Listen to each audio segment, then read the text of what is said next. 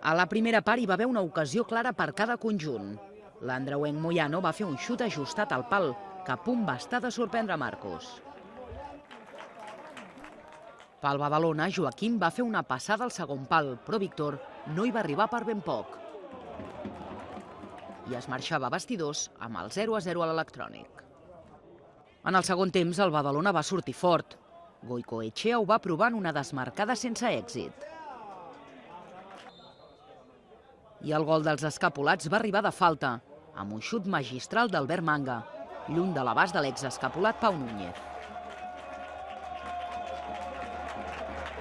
La diana va semblar donar ales als de Manolo Márquez, que tot seguit van disposar d'un parell d'opcions per poder incrementar la renda. Però el Sant Andreu no es va rendir i Nacor, amb una punta important de velocitat, va deixar clavada la defensa per plantar-se sol davant Marcos i acabar definint perfectament.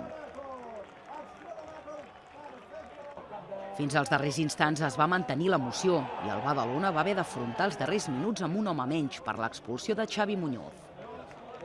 Tot i així, els escapulats van disposar d'una darrera acció, on Àlex García hagués pogut convertir el gol que hagués donat la victòria, però Pau Núñez va aturar sense problemes.